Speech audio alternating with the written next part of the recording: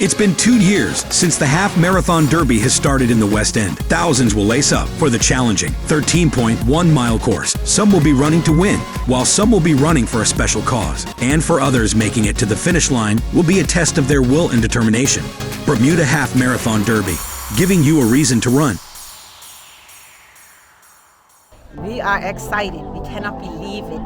The registration is full-blown. Everyone is coming out. The numbers are beyond belief. We even have a whole lot of first-time runners. So it's really, really exciting to see Bermuda come out on this day and run this race. All right, we're looking forward to seeing everyone else, participants on the start line. Thank you to our volunteers, our sponsors, everyone. You've been spectacular. And of course, thank you to my committee.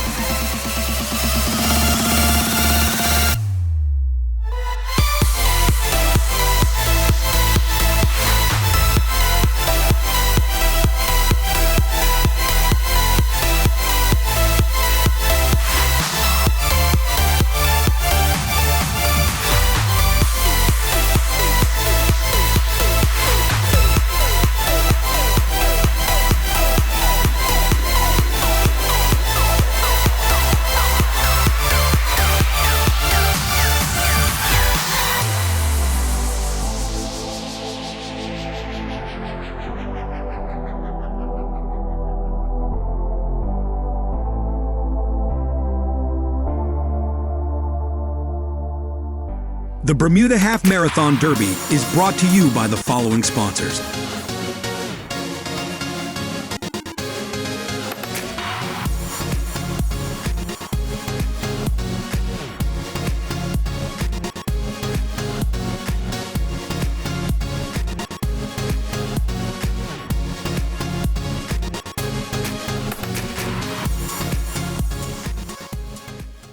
With Dr. Gina Tucker-Smith, who's actually the president of the Marathon Derby Committee. It's such a massive role to have. How long have you been doing this? Oh, wow. Well, you know, I've been hanging out with the Derby all my life from a little kid, and watched my dad and the old guys, his brothers, really organized this event for years. And it was about 22 years ago. When I said, okay, Dad, I think it's about time that I take over. That was around 2000. I made sure I ran the race before I did that, assumed that rule. And so in 1994, I ran it, and shortly after that, I took over the helm as president. Oh, I love it. I enjoy working with the committee, and it's something we do. I recognize the importance of this event. It's not just a race. Right. It's a huge part of Bermuda's heritage. It's a huge part of who we are. It came long before the parade. I have to remind people that before the parade, there was just the Derby. And we ran, and then there was a fair, and everyone came together and was fabulous. So I recognize that it's an icon for Bermuda, something that will live long past me, as it did past my dad, may he rest in peace. And you know, it will go on for forever. So it's important, and I enjoy giving back to that and working with the committee in that regard.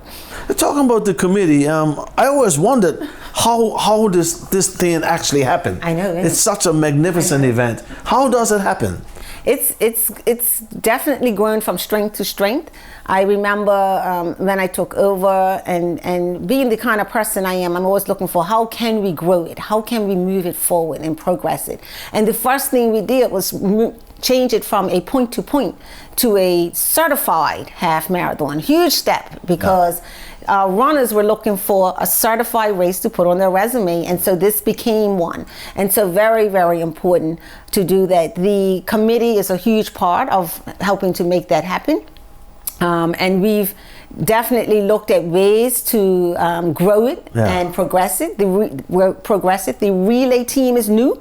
The 4-person relay started maybe 6 years ago, 6 or 7, and the 2-person just started this year. And so that was another addition to the race. And so we're always looking for how we can grow it, and we invite the community to share ways in which they think it can grow. So people say, I mean, right now I hear the conversation out there is about going to the National Stadium. And I kept saying, what is the National Stadium? And reflecting back and thinking about the pictures, people are reminiscing about the old National Stadium. Yes, Remember the with carpet. the bank? Yes, with the carpet. bank and all of that. And you can see that now. And so now, I know we were there some time ago. I cannot remember exactly when, but we went up there for a few years.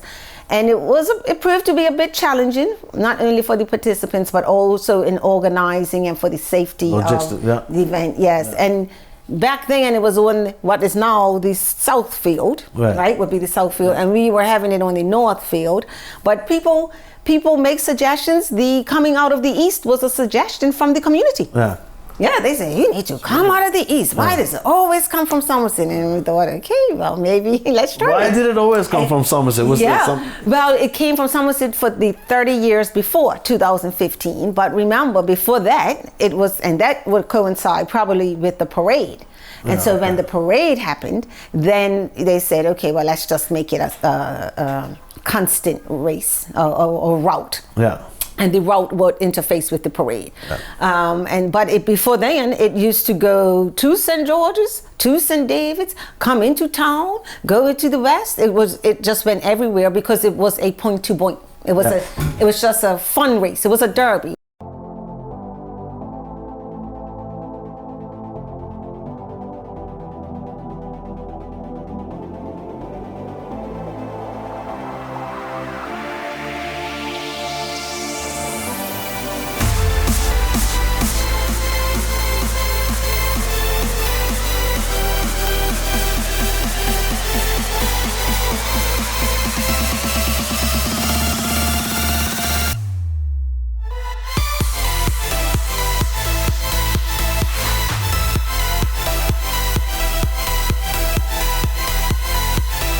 Tell me, how does it feel to be out here on Bermuda Day today?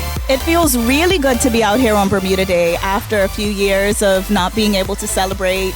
It's nice to see everyone. There's a lot of energy, and this is his first real time sort of taking in the culture, so it's exciting. Absolutely. So is there anyone that you came to support for the races today?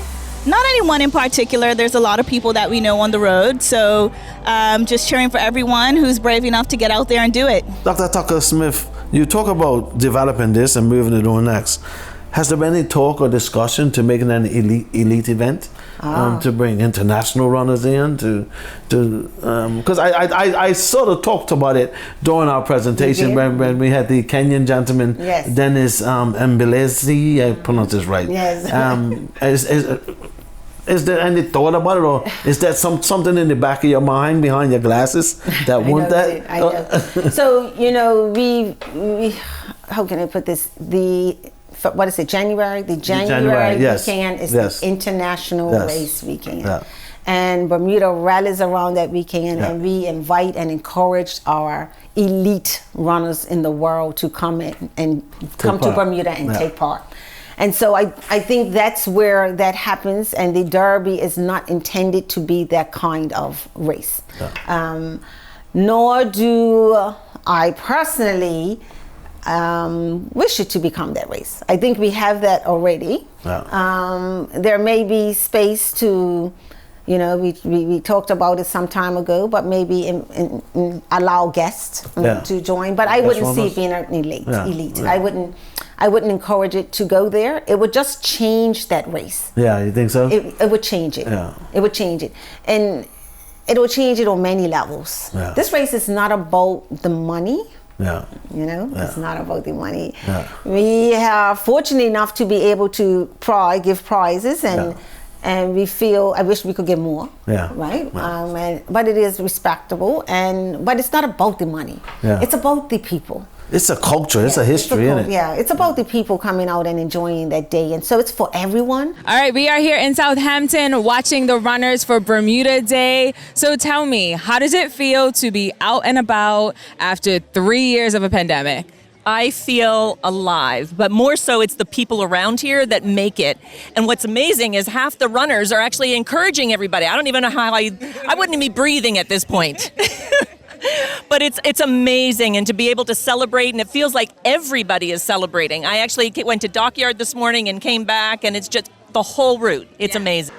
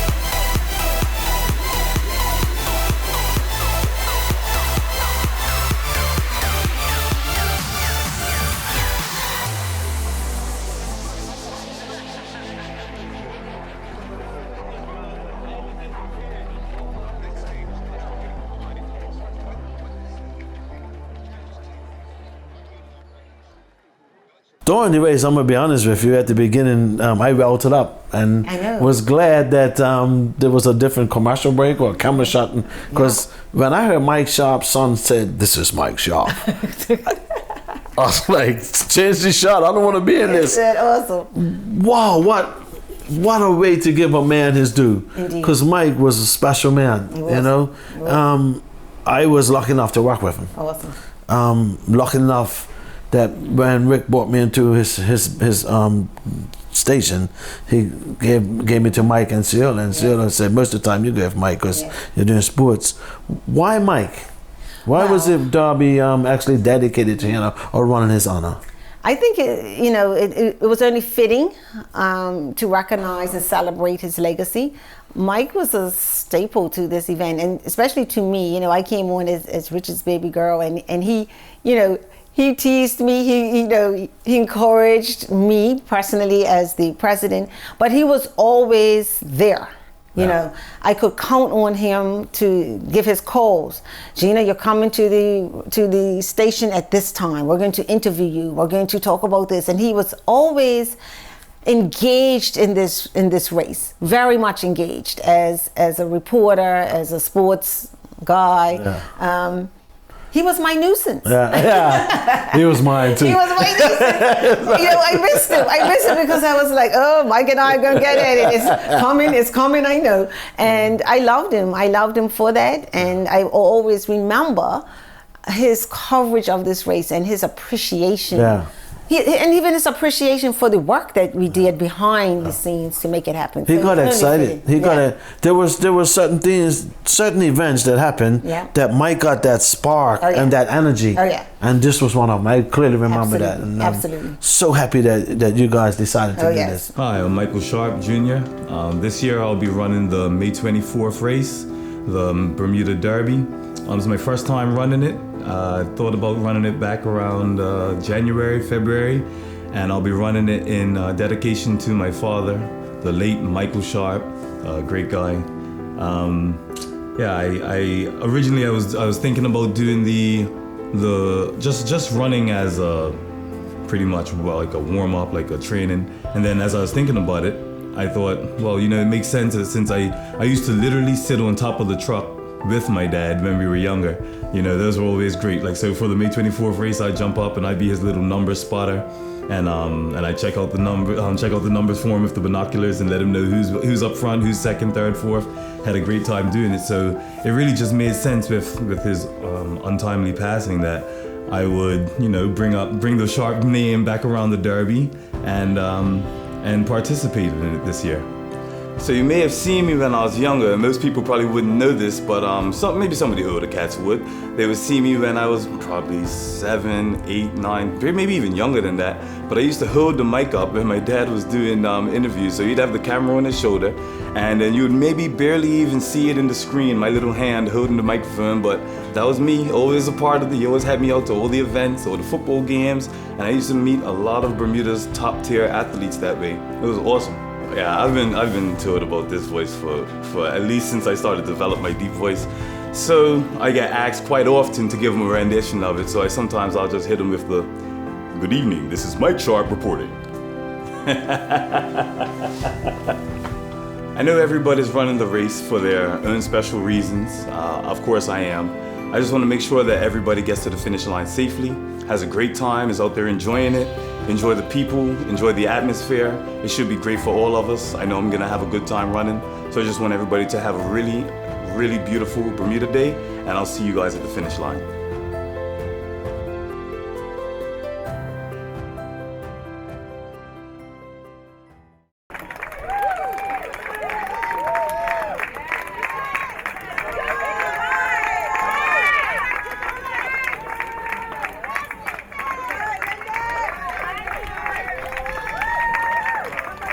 What would you say to the runners running across you to give them encouragement? Like a seal. Like a seal. Like a seal. Just keep clapping. The famous one's looking good. That's Bermudian. That is Bermudian. That is Bermudian.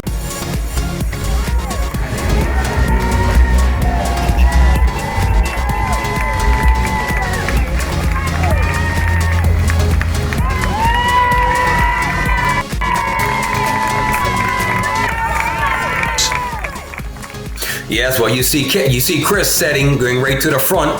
Again, based on Chris's winning time in 2021, which he won in 1:10:28, that average time was 5:23 pace. So Chris knows he's a seasoned runner. He's won it 7 times.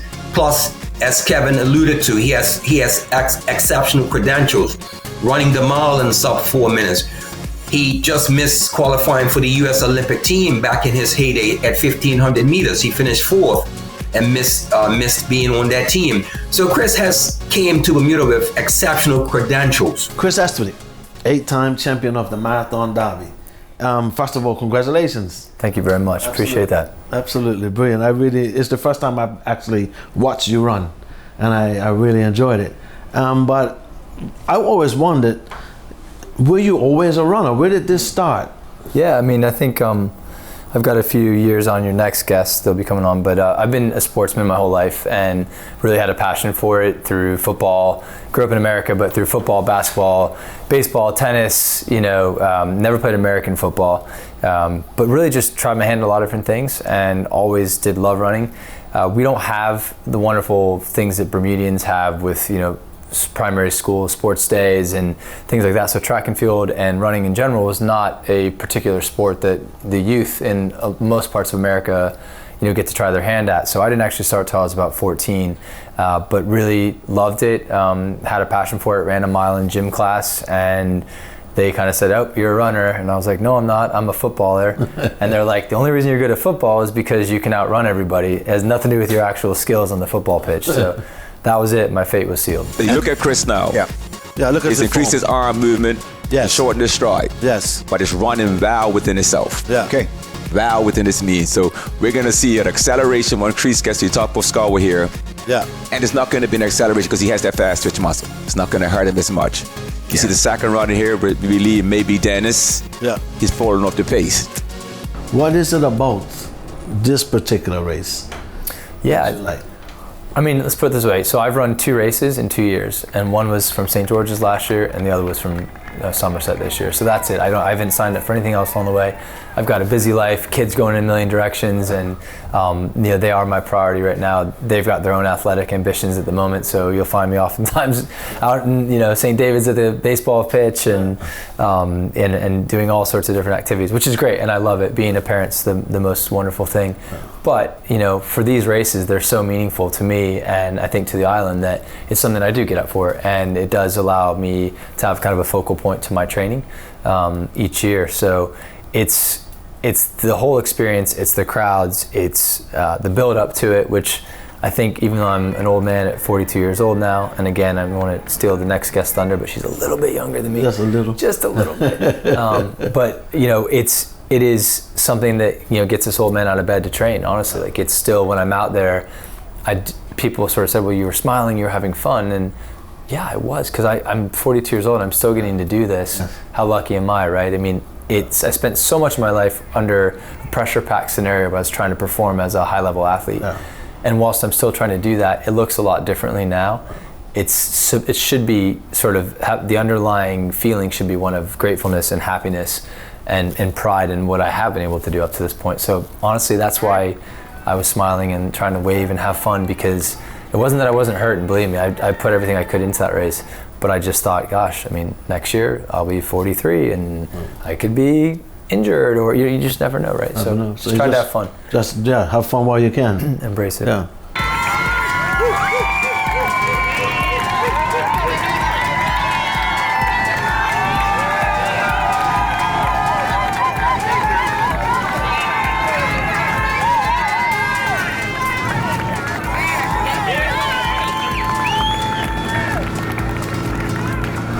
Let's talk specifically about your 8th victory.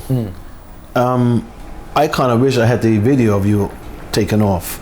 We were in the studio saying, "Does he realize that this is 13 miles?" I can't remember what the split was. I wrote the first mile split down. It was really quick. I think it was like 5:05. I knew it was. Were you trying to build up what Kevin Smith referred to as negative split? Yeah. So I think the strategy, and oftentimes when I think about these races, I just know what I'm capable of running. That's you. And my training will generally tell me that. It'll give me a hint as to what I'm capable of.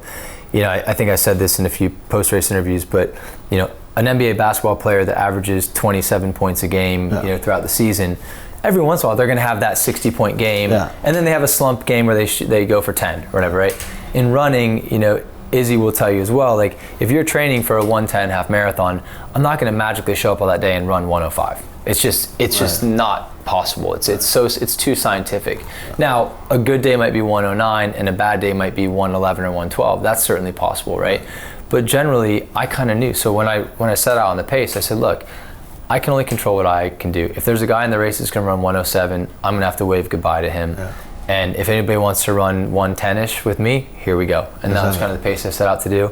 I'm comfortable running on my own. I do a lot of my training on my own, so I don't necessarily need, you know, company when I train or when I race. So I just kind of stuck to that pace and tried to go with it. And I did stay very relaxed for pretty much the whole race. I felt infinitely better this year than I did last year. Don't really have a good explanation as to why. But last year took a lot more out of me, and my time was actually slower. This year I run faster. I mean, probably better conditions. That's one explanation. It was easier this year with the weather. But yeah. Does it get boring? Because at one point, coming down Harbour Road, I remember in the commentary I said, he's racing against that speedboat going into Hamilton Harbour because nobody else around him. Does it get boring by yourself? Or is it that at one point it's just adrenaline carrying you or the crowd carrying or now that you've said it, you have a specific plan. Yeah. You come to the race with a game plan. Yeah, it's a little bit of both, right? And I think it's that you know that, as in my case, it's the entire year's training is going into that hour and 10 minutes of work, right? So that's an awful lot of work that goes into just this very unique small period of time in the year. So I try to keep my game face on the whole way. You know, the game face could look like a smile and a wave, but underpinning that is a very serious, focused approach to the race. So yeah, I think I broke it down in small doses. You know, I'd have a get over Burnhouse Hill, okay, coast down the hillside, okay, you know you're gonna see, you know, XYZ person at mile 8.5, look forward to that. Okay, now I gotta get to Crow Lane, there'll be a huge crowd there. Okay, now get to Front Street. Okay, here come the hills on on Queen and on Church Street. You know, the legs are gonna be hurting, but you're ready for this.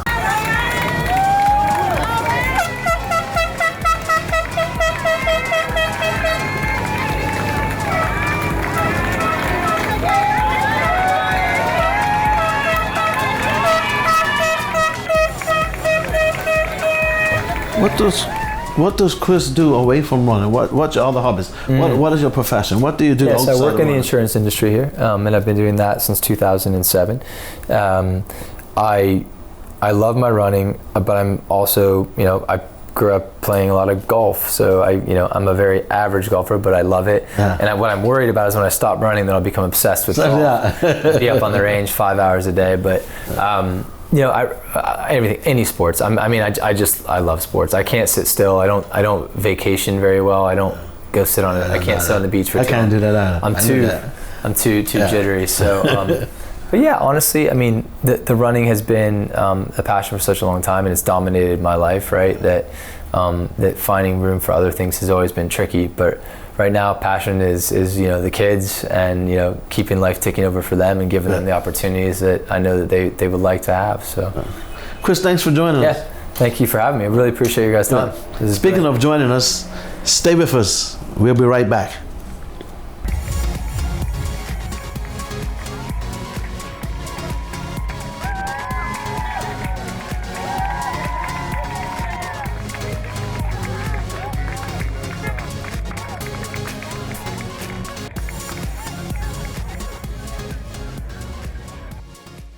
Internet connectivity provided by One.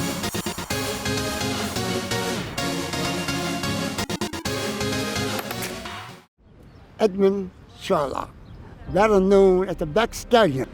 Back Stallion! Back Stallion! Here he comes! I used to box before I took up running, You was a boxer? Yeah. Oh, okay. Yeah, I fought Kevin McCormick. You did? Light behavior champ of Bermuda. Yeah. It was a draw. A draw? Yeah. On Sports Arena. I do skipping and then go for my run. Okay. I used to do speed work down Long Bay. In Long Bay, the sand is deep, right? Yes. Running against the wind. Yeah. Huh? Yeah. But I thought I have a heart attack. But after a while, I got used to that. Go up the hill, lean forward, and rack your arm. Going down the hill, float. Float down the hill, man, you know? And I just suck a raw egg. Your pen, suck the raw egg. I got some brown sugar and starting line. The sugar gives you energy, right?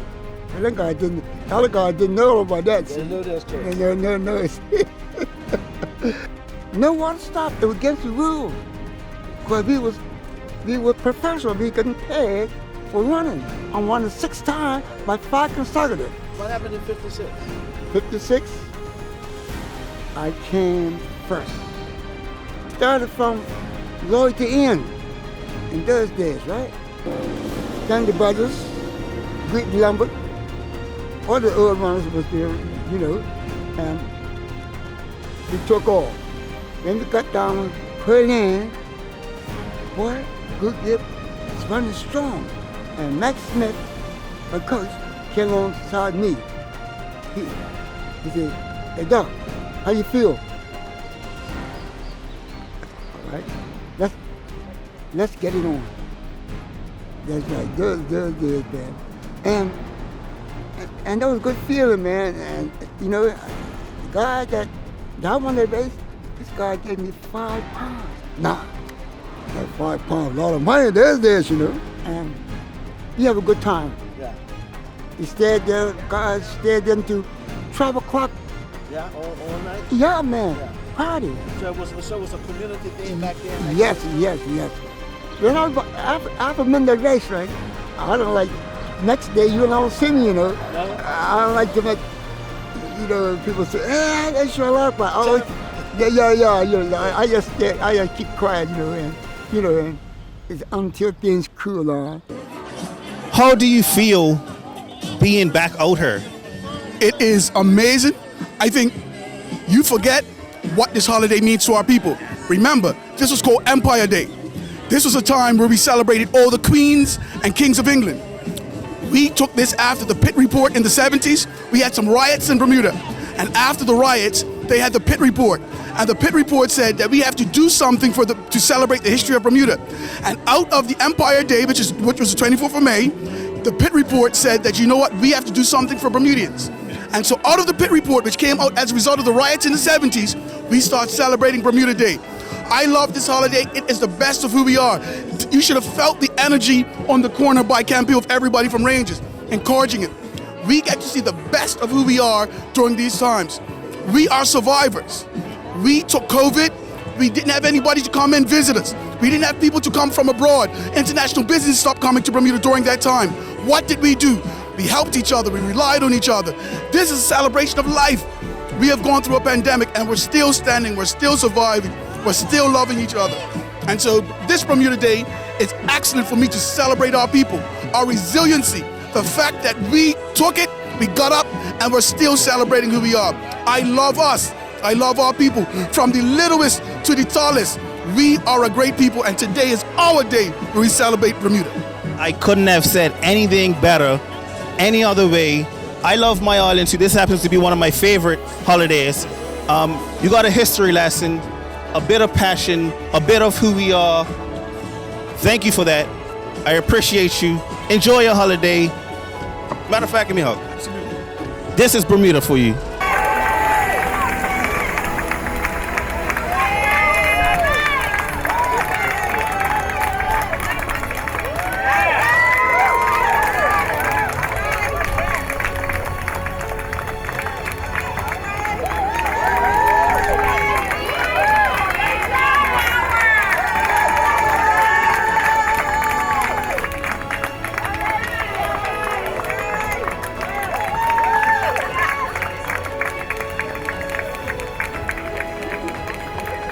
Izzy Dutrenois, thanks for joining us. You are in the same school as another colleague who I've spoken to. What university are you at? Wake Forest University. Are you a part of the athletic program there? I was. Yeah, you was. Tell me about it. Tell me about your athletic journey. So I started running probably freshman year when I went to Suffield Academy, which is in Connecticut. I originally was swimming, so that was kind of my main focus. Okay. And then I signed up for cross country freshman year just because I needed a fall sport, honestly. And actually, when I tried out for the team, I asked how long a mile was for the trials on the track. I was like, oh, how many laps is a mile? And the coach kind of looked at me like, oh no, like this is not gonna go well. And then I ended up getting, I think, like the third fastest time on the team. So that was, she was like, okay, like we'll take you. And so for 2 years, I kind of was still focused on swimming, but then my junior year of high school I switched. I just quit swimming and I focused on running, and my coach in high school was really awesome. She was so energetic and enthusiastic, and she actually let me do a winter running special with her, so it was just me and her in the winter. I had cross country in the fall and then track in the spring, and so I did that for junior year and senior year, and that was just kind of when I got more serious in running, and then I went on to Wake Forest. Wake Forest. And what are you doing at Wake Forest? So I just did 3 years on the team, and I just, for my senior year, I stopped the team, but I'm gonna go train with, I found another coach, and I've been training with him for a couple months, and it's been really good. Kind of, he has like that same like enthusiasm that my coach in high school had. So that's kind of just like made me enjoy the running process and the training aspects a lot more. And I think when you enjoy the training, you perform better in the end. Yeah. Yeah. But fun. So Exactly. It's not work, is it? Yeah, it's more like you enjoy it, and if you enjoy the process, like results will come. Yeah. So yeah. What are you studying? So I'm studying communications as my major, and then my minor is journalism. Oh, that's brilliant. Do you foresee yourself using your sports to help you get a career in your academic career? Do you see yourself putting them together? I'm not sure. I definitely have taken some sports journalism classes, and I have really enjoyed them. They've been really fun. Am I doing okay? Yeah, no, you're doing great. They're more like writing classes. Like sports journalism was more of like we wrote writing stuff, and we did like an athlete profile and like another athlete at school. But I haven't done like a sports media class, so that's kind of a little bit different than what I've been doing. But I think it's really fun writing like articles and stuff. So I've been enjoying it. But I don't know if I'll go sports media route or not. What do you foresee? What are you trying to do with your running career? Is it something you want to achieve? Well, right. So obviously, like I just want to like do well. I think the biggest thing for me like this past year was just like to enjoy it and like get myself in a position where I was enjoying the training and like just was getting good training in. I had an injury in January, which kind of put me a little bit back from where I wanted to be, but since then, like that's gotten better, and I've been fine since. But I think right now I'm just focused on like getting good training in and just kind of seeing what happens. Like I'm not putting a bunch of pressure on myself at the moment, just because I wanna. If I have too much pressure, like I don't perform well. Yeah. So I just want to take that away a little bit, train, and then. I mean, I want to race, obviously, but just see what kind of comes at this point. Okay. Yeah. You said you like to race. Yeah. What did you like about your last race? That race was just really fun. Like there's people the whole way. Like you could see people you knew. The like whole atmosphere is just like amazing. Like I've never done a race where you have people watching you that whole way. The whole 13 miles, there was never a moment where there wasn't someone cheering for you, which is so cool. And it was just cool. Like, and it's so local, so it was pretty like. Bermuda's pretty, so it was a pretty race course, and it was just fun like having people in the community like cheer for you. And like since the race, like I walked through town and people still know who you are. They're like, oh, good job, congratulations. Like it's such a small community, so it's cool. It was just a really cool experience, I thought. Yeah. Tell me about your race plan. Did you come with a plan, or did you just say I'm going to go for a run? I didn't come with a plan. I kind of came with a plan. Like my first May 24th, I want to enjoy it. I want to have fun with it. So my original plan was I was kind of told not to go faster than 6:50 for my first mile, and my first mile was faster than 6:50 by a lot. So it was like 6:09, and I looked at my watch and I was like, oh, that might not be good. But then I kind of just decided I'm just gonna go with it and like just see what happens and have fun with it. And I was able to hold a good pace for the whole race, so I was happy with it. But ultimately, my plan was just to go out and enjoy my first May 24th, because everyone's always talked about how like good the like whole atmosphere is. So for me, it was more just have fun the first time, like don't stress about it. Tell me which part of the course you found most challenging and how you overcame it. Definitely the hill by Salt Kettle. Okay. I didn't even think that was a hill. Is that until, Inverroy? Yeah, that one. I didn't even think that was a hill until I was running up it. And like the other hills, everyone's like, oh, Burnhouse Hill, like that one's really hard. Or I knew like the hills in town were gonna be tricky, but that hill, no one told me about it. Yeah. And it was just there, and it was hard. That was definitely the hardest point, I would say. Yeah. A former champion, Jay Donovan, told me the same thing. Mm-hmm. He said that hill and Queen Street, and then when you turn right, it keeps going Yeah, up. right before the fire station. I also like you don't realize how much of a hill that one is. But it's a hill. It's definitely there. What was it like running? You were running by yourself from the beginning, basically, innit? Did you ever have any other ladies challenging you, or did you feel challenged? No, there was a guy right in front of me who was there the whole time, and I think having him there was really nice. But like Chris kind of said, like I'm used to running by myself a lot in Bermuda. Like training in the summers, I've always trained, like not really with other people. So I'm used to running by myself. So that was kind of, I didn't really mind that. That was pretty, it was pretty normal. What do you think about your time? The time you ran, what do you think about it personally? I mean, I was happy with it. It was 2 minutes faster than I ran my last half marathon. I did Hanover Re last year, and it kind of the same deal. Just I was training here in the fall because I stayed home for COVID. Like I didn't go back to school in the fall that semester. I just did online here. And I did Hanover Re just to get my long run in with some other people. And that was 1:26, so it was a 2-minute PR. So, I mean, you can't not be happy with the PR, so I was happy with it. But I think I could go faster, like, if I wasn't as concerned about going out too fast or something. Yeah. Do you have any idea of how you can make yourself technically better? What would you like to do technically better? I think my running form needs work. For sure. Like I think I was at a point, so I train with Steve Burgess when I'm here, and last year we got to a point where my arms were like just a lot more like they're just better.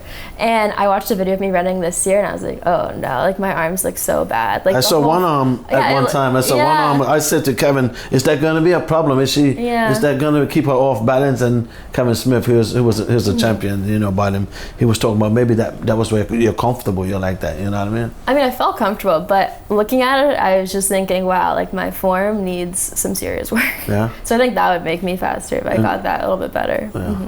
Brilliant. Tell me about your future outside of running. What would you like to do once you finish university? Have you made up your mind yet? Not to do yet. a master's degree? I think I want to do. So I graduate next May. Yeah. And I mean, I think I want to go to grad school afterwards. Somewhere kind of not North Carolina, like somewhere like Boston or closer, like that kind of area of America. But definitely want to do that. But I don't really know yet. Just gonna kind of see.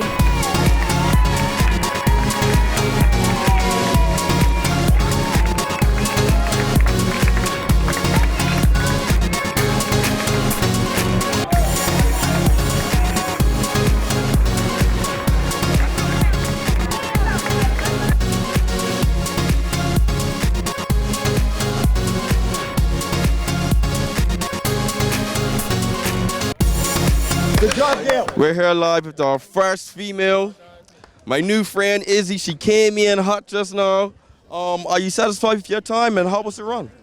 Yeah, that was my first time doing the course, doing May 24th, so I was just kind of going to have fun, and it was a really fun race. The crowds are awesome, so yeah, I'm happy with it. How did you find the course? Was it difficult, easy? Was it certain parts that you thought was real tough that you didn't think you'd be able to get through it, and you just grinded through? And I drove the course the first time on like 2 days ago, so I never run any of it. I don't know. I feel like the flats after the big hills kind of got me a little bit. I kind of just told myself to get up the hills and then like figure it out from there. So honestly, the crowds kind of distracted you from it, which kind of helped a lot. No, yeah, it was a pretty good course. I liked it. I like hills, so it was fun.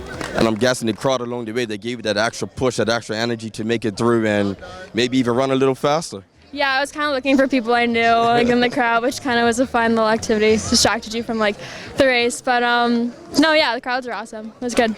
So Izzy, you show up the first time you've run it, and you win it.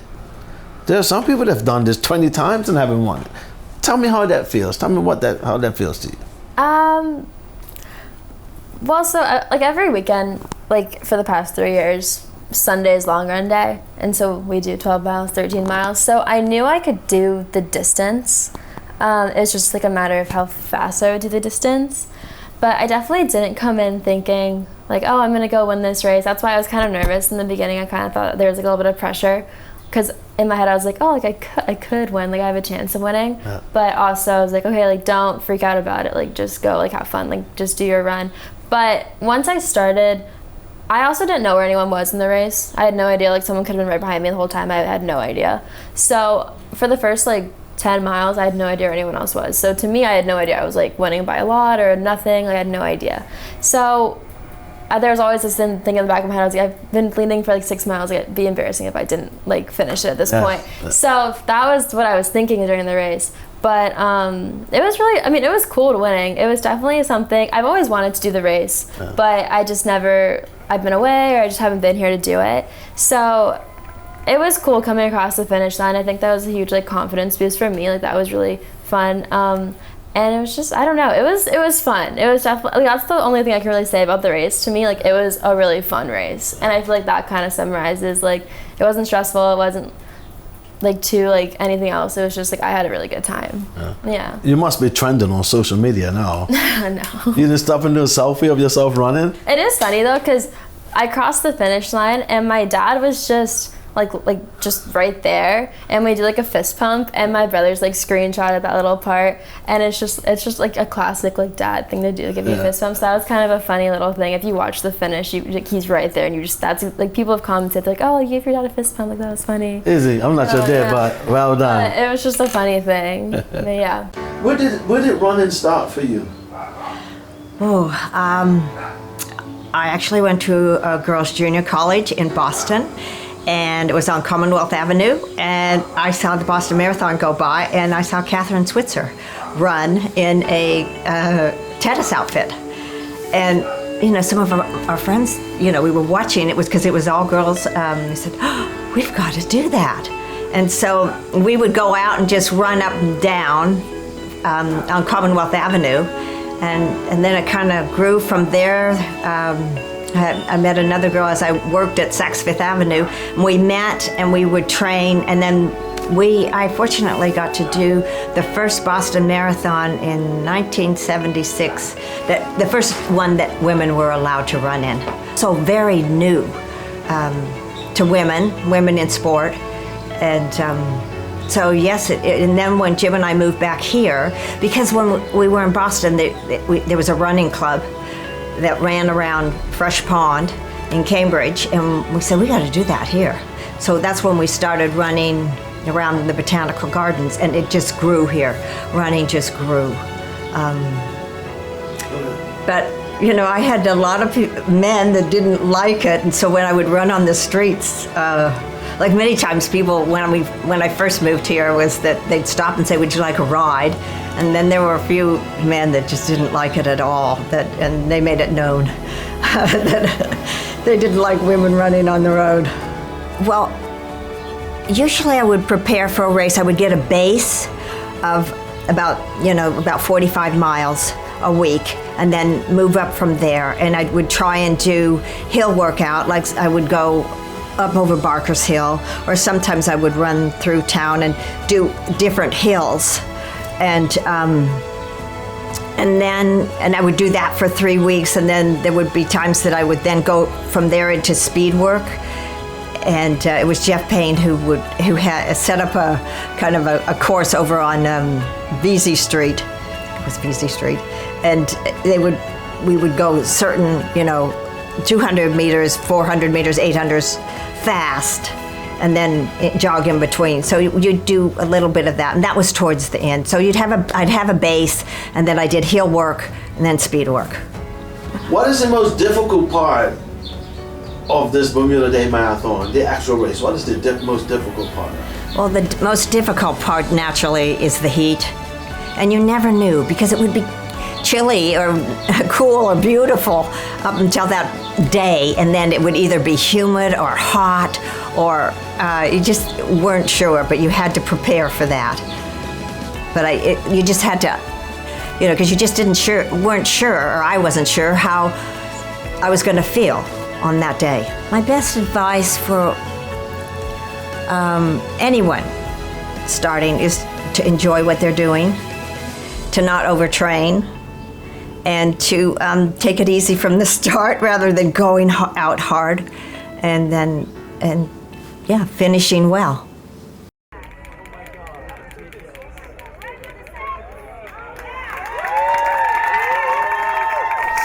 Sammy DeGraff. Yes.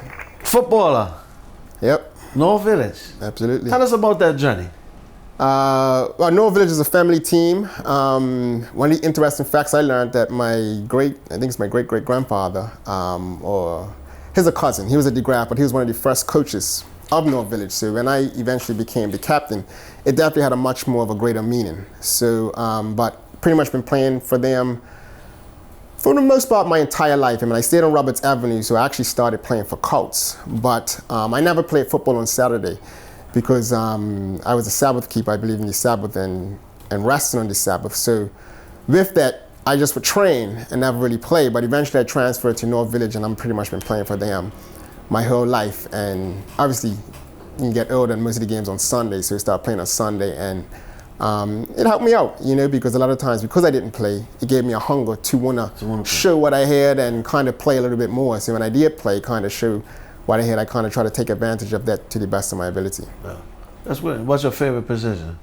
I mean, it's funny because I can play pretty much various different positions kind of growing up, but I do like the midfield. Can kind of have a little bit more control of things. You kind of can read the game a lot more, kind of, as well as help your teammates out as well. Like, I was one that was definitely probably more of a student of the game, try to help to understand, you know, even positionally, like what people should be doing. So for me, that was kind of the mindset and the role I kind of took on. And I usually enjoy seeing other people's success.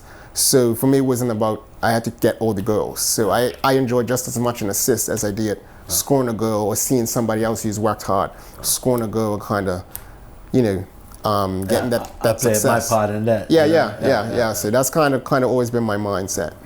So how does the journey change now? How did you go from Palais to Forrest Gump? So how did you go from football to running? How did that actually happen? Sure. I mean, I feel like I've always been a natural runner, just from, in football, usually preseason training, they'll do what is called a base training, and in learning how to run more, that's one of the foundations for running. You have to develop a base before you kind of develop some of the other runs, I would call them, like some of the faster runs and longer runs and different things like that. You want to develop a base. But how it transitioned for me was 2012 was when I retired from, you know, playing competitively football. Yeah. And a large reason for it was just time. I had felt like I've done everything that I needed to do, pretty much won pretty much every trophy in Bermuda. But more so, I say just I'm a Christian, and in my relationship with God, it was kind of in Him leading me to some other things, getting a family, and just other interests. I felt like it was time. All right, like football's taking up so much of my time. It was time to put it down. And so, after a while, like I really wasn't doing much, but I've always been athletic. I just started to run, really, just for, not even for fun, just kind of more just enjoyment of it. So I guess you can say for fun, but nothing like run to try to prepare for races, but just run through the trails and run different things. And, you know, 24 for me was something actually I did when I did play football. And so having run that and getting sometimes not really without any focused training, just running kind of casually, I always used to think, well, what happened if I really trained for this? Like what would I be able to do? At the time, I was teaching at Whitney Institute, and one of the past winners, Larry Marshall, he used to teach down there. And at this time, he had gone through an injury, and so he was kind of coming back. And I remember right before 25th of May, they used to have this race, the RMS Construction. There was a 10K and a 20K, 10K being 6 miles. And we both ran in it. And my goal was just to get under 40 minutes. And he was around that same fitness level. And I remember we kind of ran the race pretty much together. I remember I passed him on the hill, but then he came back. His experience kind of took me on the last straight coming on Palmetto Road, coming back to the finish by BAA. But we talked a lot, and he used to give me a lot of little pointers and tips. And that's when I probably would say I start looking at how to run and some of the science and principles behind running, and looking at what I was doing and some of the things like what I probably shouldn't do, but I was doing at the time. It took me to another level of seriousness in terms of trying to develop the art and develop the craft. So when you was looking at your art. Yeah. Or your running, because it wasn't an art yet. Sure. And then you found that this is an art. Yeah. And this is some things I had to change. What are some of the things you had to change? But when I was playing football, I mean, running was kind of viewed more as just kind of a base thing to keep fit. So you just kind of want to keep fit more aerobically, because you're running around the field for 90 minutes. Most of those times it's a sprinter or sprinter. But aerobically, and what I mean by aerobically is just kind of more the endurance of running. You're constantly moving. And so to be able to have the strength to make that 20-yard sprint, 5-yard sprint, or whatever the case may be, that run up the line or whatever, you have to aerobically be strong enough to do it. So one of the components was the same principle in running, develop an aerobic base so that now you want to develop what we call speed endurance. Well, if the endurance is there, now you can kind of focus a little bit more on the speed. Whereas when I was playing football, every run was just trying to run as fast as I could and see how long I can hold it. I used to have a route from my house, which was at Robin Avenue, to Flats, which is about 5 miles there and back. And, you know, if I done it in 7 minutes, like 7-minute mile pace one day, the next day I'm trying to do it in 6:59 or 6:50, and it was tiring me out. Some days it would be better than others, and I always couldn't understand, well, why is this day better? And then the next day I couldn't really do it as fast. Well, I never really gave my body really enough time to recover. Right. But the good thing, the distance was short enough where it didn't totally like cause me to get injured or different things like that. Yeah. So learning the art or more the science of running, just understanding like each run has a purpose, and learning how, like, usually now I usually have a long run day, a speed day, and what I call a tempo or threshold day. And at the beginning, I don't do too much speed and threshold stuff. Usually I try to just do a lot of long stuff just to help build the endurance, long, slow. And then as I develop, usually I will train for maybe about 4 months for a peak race, and maybe have a few races sprinkled in. I will just add things to it. So it will be recognizing, okay, if I want to run this at 5:20 pace or 5:30 pace or whatever the pace is, a lot of times I'll run around that pace. For speed days, usually it's always something faster to get the legs used to that particular place. So for instance, like 24 for me, one of the paces for me was, my goal was to pretty much hold like around between 5:25 and 5:30. Unfortunately, it didn't happen like that for a few different reasons, but right now that's my fitness level. And some of the training runs I did, it was to prepare for that. This year I definitely felt like 112 or sub 112 was in my body, in my legs, despite it not happening, even on the course, even with the heat, like the things that I did to prepare for that. I felt like that was there, but unfortunately it didn't happen. Definitely looking at next year, God willing, if I'm able to come and I've stayed healthy throughout the year, I definitely think almost like the time that maybe Chris got this year in that 110, 111, that would be what I'll be shooting for. Obviously, different races give you more confidence. So as I see my progress in some of the other races that I'll be doing, I'll kind of build some training off of that as well. Sometimes I may feel like I can't do this, but a lot of these speeds now are new to me. So I'm not used to holding 5:20 for a full marathon. But before I wasn't used to holding 5:20 for a 10K. Now I can do that. So yeah, I see the progress, I see the development, I see how things are working. So some of those time goals, you just have to wait and see how things go, and go from there. Well, we're going to wait and see. We're going to hope for the best. Sure. While we're waiting to see, I want you to wait, because we'll be right back.